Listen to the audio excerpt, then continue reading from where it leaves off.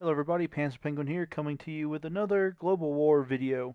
Hopefully the audio recording works this time, as when I went to go upload my video, I discovered that for some reason it hadn't captured any of the audio. So instead of trying to voice record over that, I figured I'd make a new video. That way everything is a bit more in time with everything and makes a bit more sense. So fingers crossed.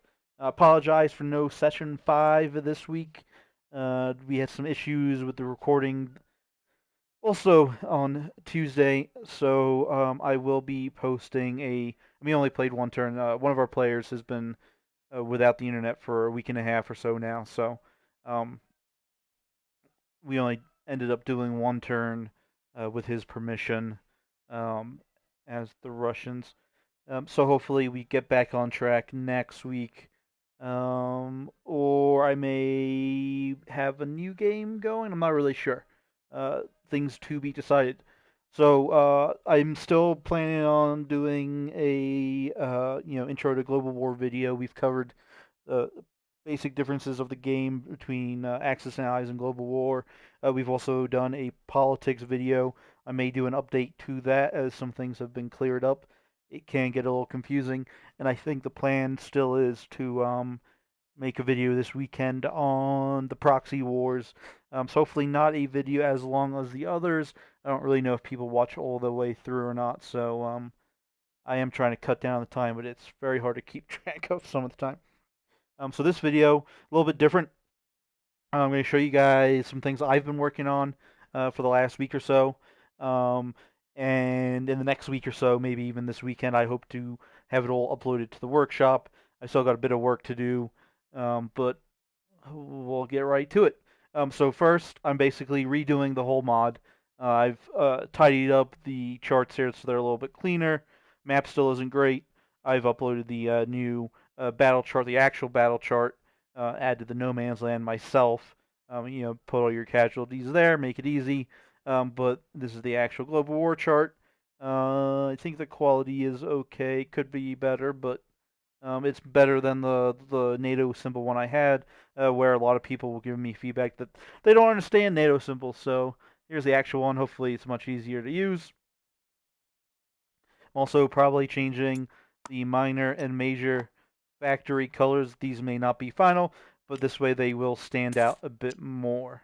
The biggest change, as you can see here, even right here, is the actual units. Now, all the infantry and everything, as you can see along the way, they're all going to be the same color for each country. Keep it uniform. But now they're standing on randles, so you just have to copy paste each of these. They're standing on little roundels that each signify a different type of unit. So the green one is infantry, so army, infantry, whatever you want to call it. Um, Purple is militia. White is mountain. This aquamarine blue is going to be marines. The gray for airborne, and the yellow for whatever sort of special troop that country has. In this case, colonial infantry for the Commonwealth. And then the little cavalry unit has some stability by standing on a randle as well. So we've gone over them. Japan has a few extra ones. We can see they have two different colored units. The second one, this off-color orange, will be the veteran fighter, and we'll use that color to make veteran fighter planes as well. Uh, same basic principles. While the Italians don't have that gold yellow colored one, they have a black one that's going to signify the Italian black shirts. Germany doesn't have any unique units in that sense.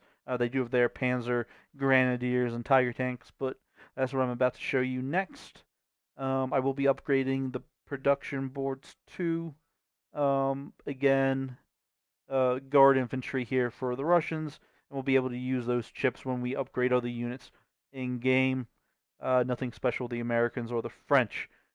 As you can see here, though, I've got all the countries with all their new units, so I'll go over that real quick. But first, we'll start up front. So on the right here, we have the traditional fortification block. I am now upgrading that with an actual pillbox fortification, make it a little bit, fit in a little bit better. While this little guy here next to it will be a coastal artillery gun. I'm going back to the regular German roundel for our German players, as swastikas are banned in that country. This way, they can use the mod with no repercussions in Germany. And I'm also going with this one, the three fasci, I believe they're called, for the Italians instead of the roundel, which could be confused with the Iranian roundel. So here, excuse me. So we're going with the generic color for each country. Makes it very easy to tell. I quite like the color palette I've chosen. This first row is going to be when you upgrade or purchase motorized infantry. Makes it a little bit different to look at than the next row, which will be the mechanized. So it'll be very obvious that half tracks are mechanized and the smaller vehicles are motorized. Behind that, we got the light tanks. Again, go with unit flavor, country flavor where possible. Not easy importing models that will work in this game, but I have tried my best when possible. And then we got our medium tanks, followed by our tech-reliant heavy tanks.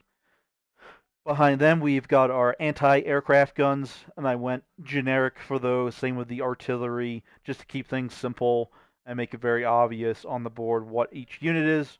So that's the artillery. Then we have our tech-dependent advanced artillery, the Katyusha rockets from the Russians. And these are technically mortars. Well, they are mortars, but we'll pretend they're Hummels or something. But it was the best solution I could come up with for making a unique Axis variant. This little dude here is just to show the regular German color, very similar to the SS Panzer. Not the happiest with the model. It's a little self-propelled gun, but I haven't really been able to find anything better. So that's what we're going for right now. Of course, the unique Tiger and the Japanese Yamato class battleship.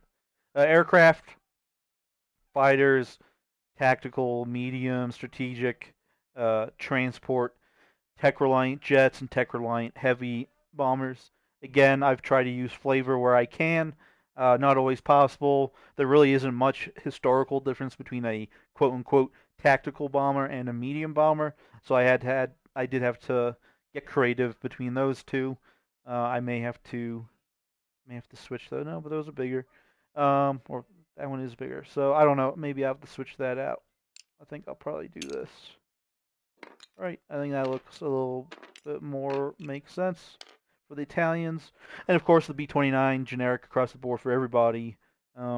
Ships, we finally have motor torpedo boats, and yes, they actually have little torpedo tubes on them.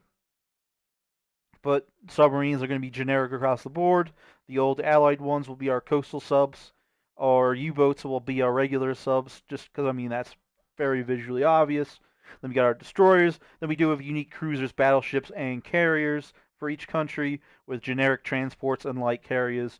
And then the advanced submarine technology dependent actual submarines. These guys have actual little float planes on the front, and technically they're that Japanese super sub that was made during World War II.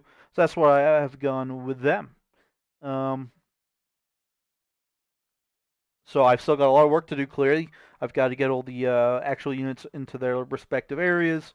I'm getting rid of our multicolored forces because it's going to be much easier to be like, okay, white is mountain. So then every country you see that has a white roundel, you know that's a mountain troop. So hopefully that should clarify some things. Over here, you may be wondering what these units here are. This is an armor tank and a oil derrick. There are two expansions for this game I would like to incorporate. Whether I get that done for this release or not is yet to be determined. It will be optional to play with, of course. It won't be required when playing this game. So one of them is railways, which adds railguns. I'm still working on a unit for that, and the other one clearly introduces oil to the game. And again, still a bit of work to do because that changes some setups and things as well. But hopefully you guys will appreciate these changes once they go live. Please like, comment, and subscribe to my channel if you have not already. Comments give me feedback. I like having questions to answer or suggestions that will help me make these videos better. So I think that covered it. So short video today. And hopefully you'll be seeing these changes go live in the next week or so, if not sooner. This is Panzer Penguins signing out.